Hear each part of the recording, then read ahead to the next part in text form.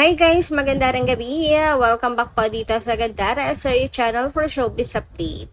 Ang tatalakay naman natin ngayon at pag-uusapan mga kakimpaw ay pumapatungkol nga po dito sa statement na inilabas po ng ABS-CBN na mainit na pinag-uusapan ng Kim Paulandias. May kinalaman din po kasi ito kina Kim and Paolo Abilino mga kakimpaw, and the same time ang pagko-call out nga po sa Star Magic naman mga kakimpaw ng mga fans dahil po sa nangyari. Pero bago po tayo magsimula, sa mga hindi pa po nakaka-subscribe sa ating channel, pakiclick lang po tayo ng ating subscribe button at notification bell na riyan sa baba para mag-i-updated po kayo at ma-notify tuwing may bago tayong chika at balita hinggil sa Kimpaw. Maraming salamat! And ngayon naman, dumako po tayo sa pagbabasa ng komento ng ating mga subscribers bilang pasasalamat po sa walang sawang pagsuporta at pagtutok sa ating mga balita. So narito po ang comment na napili nating basahin for tonight. Shoutout po kay Miss Lat and Home Hunter. Magandarang gabi. Sabi niya rito, Miss Gandara, good AM. Natural lang talaga yan. Mapag-usapan silang dalawa dahil sobrang sikat nila eh. At sobrang mahal din sila ng mga fans nila. At wala tayong pake sa iba dyan. Basta tayo ay Kimpaw lamang tayo habang buhay. God bless and take care always. Ako, gustong-gusto ko ng comment nyo, Miss Lat and Home Hunter. Totoo din naman talaga mga kakimpaw. Kaya, trip na trip din, papakin ang basher si Kim and Paolo. Lagi naman din ang kanilang usapan kasi nga sikat ang dalawa. So, natural po talaga na pag-uusapan sila, no? Actually, lahat ng kibot, konting kibot ng Kim Pao ay pinag-uusapan. Konti na lang, Kim and Paolo umutot sa mall. Konti na lang, ganun na yung magiging title mga kakimpawe, no? As in, lalo na ngayon na sobrang dami talaga mga projects and achievement ng Kim Pao. Tulad na lang niya na si Kim and Paolo, nanalo po ng awards sa IMBC at sa SDA. O diba, ang laking achievement yan kina Kim and Paolo. Tapos, meron pa silang movie, ang A Perfect Marriage, na hindi pa po sure kung mapapabilang at mapapasama sa MMFF. Pero, ito po ay ginagawa nila for MMFF. Kiniklaim ko na ngayon pa lang na mapapasama talaga yan. And pag-pray na rin po natin mga kakimpaw para masaya ang Pasko natin. Syempre, di ba?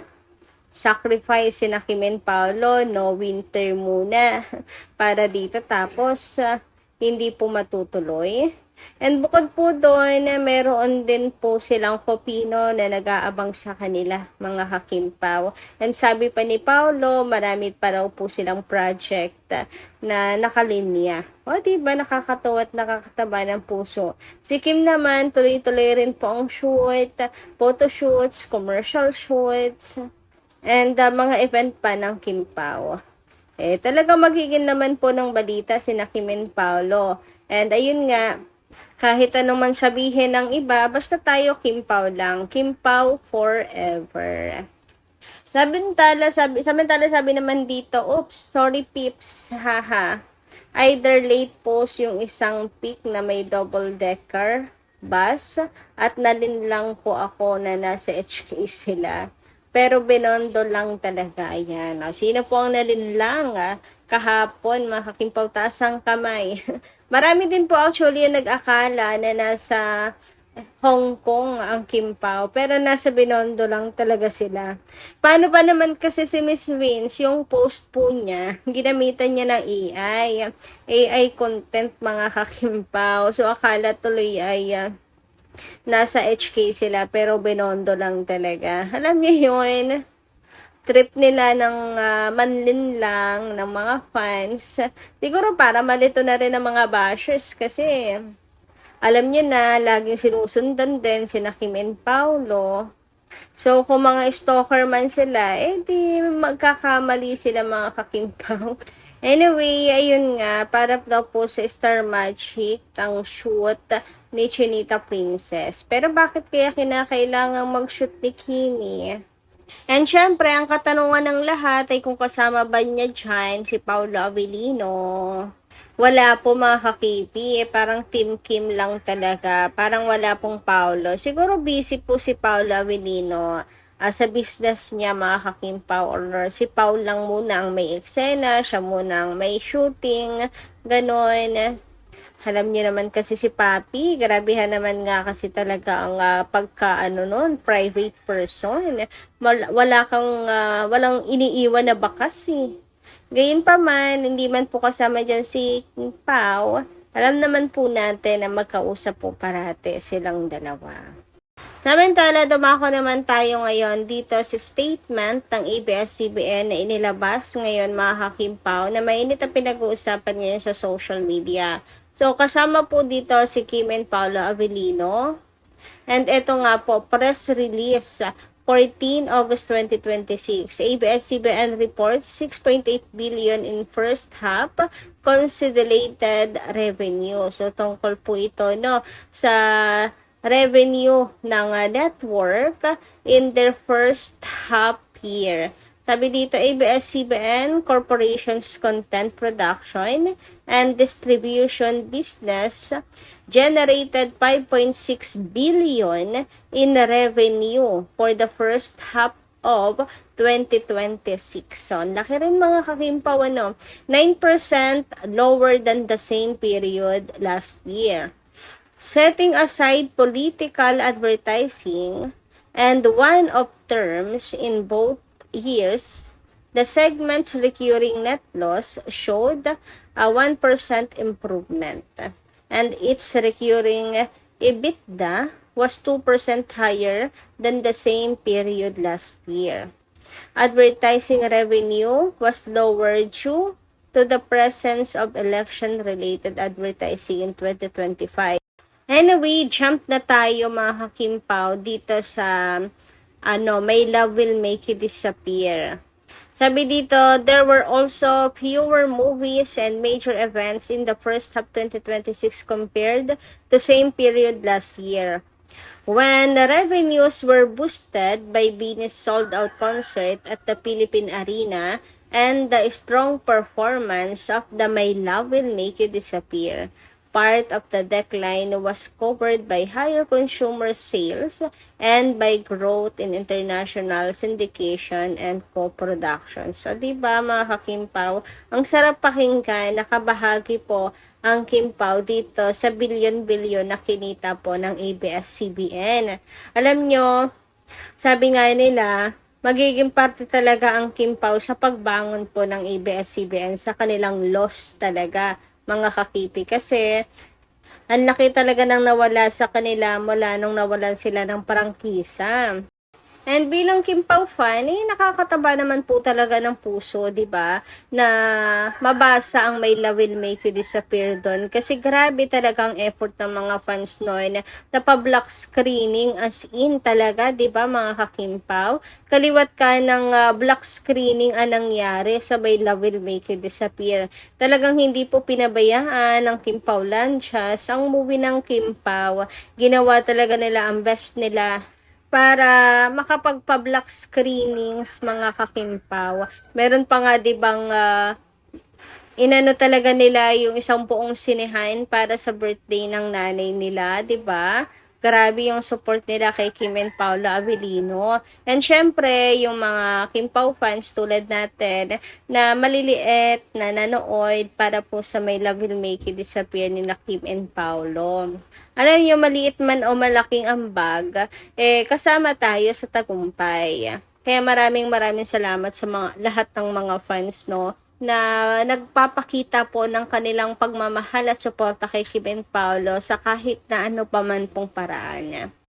Sabi nga dito, Bini, Kim Chu, Paolo Avellino, Donnie Pangilinan, Bel Mariano mentioned, indeed, breadwinner of ABS-CBN. Clap talaga. Super duper mga kakimpaw. Deserve nila alagaan ng ABS-CBN. Please lang, umayos kayo ng treatment sa kanila. Yes, true, diba? O, ayan, kasama si Kim, tsaka si Paolo Avellino.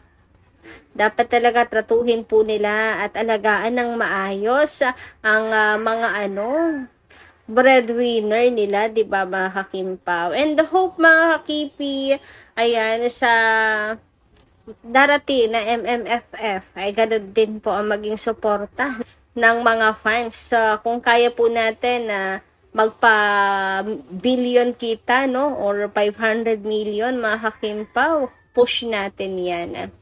Para sa first ever MMFF nila Kim and Paolo. Samantala, dumako naman tayo nga dito sa panawagan naman ng mga fans sa Star Magic. Kasi mayroon nga po nagbanta kay Kimi sa buhay po ni Kimi na sabi nga niya dito, Paula Avellino, nasan ba si Chinita Princess sa Binondo? Sarap papuntahan ng tao at ipatumba. Hindi na natin babasahin ng buo. Kasi masakit talaga sa tenga mga kakimpaw. Talagang napipindot yung angry button ko. As in, sino ba namang hindi magagalit dyan? Kaya eto ang mga fans kino-call out na po ang Star Magic. Sabi nga dito, calling at Star Magic Pills. Someone give a comment. This fan is threatening to kill and get Kim Chu killed. She deserves to be suspended. She also keeps harassing Kim. It's not just the bashing. It's escalated to death threats. Now, this find of Janine is seriously messed up. Ayan. Naku na, drag na naman ang pangalan ng isa mga kakimpaw dahil dito nakakaloka. Pero alam nyo ba, ito rin po yung comment doon kay, nanghaharas po kay Bianca Yao. May pag-DM pa kay Bianca Yao, nakakaloka. Sabi pa dito, Kim faced a lot of bashing, but threats and people wishing her dead, that's beyond bashing. I wonder when Star Magic Pills plans to actually do something more than just issuing a statement. Ayan, nagagawa ng ibang management, so why can't they? Ayan, grabe naman kasi, antindi na talaga noon mga kakimpaw. Sa totoo lang, nakatag na po si Kim at saka si Paula Avellino doon. So, for sure, mababasa po yan ng mga admins ni Kim, di ba? Masusumbong at masusumbong yan sa manager, sa management. So, ano kayang action ang gagawin nila dito? So, ayan, tinatawagan na po ng pansin ang Star Magic para kumilos sa mga ganitong death threats para kay Kimi. Hindi po kasi deserve yan ni Kim. Buti na lang talaga wala nangyaring masama sa kanya sa Binondo kasi pag nangyari, naku, alam nyo na mga kakimpaw. Anyway, hanggang dito lang po muna ang ating update. Ano pong inyong masisay tungkol dito? Comments nga lang dyan sa baba. Hanggang dito lang po muna. Maraming salamat po sa inyong pakikinig. Kita ko po muli sa susunod natin mga chika. Maraming salamat. Ingat po palagi.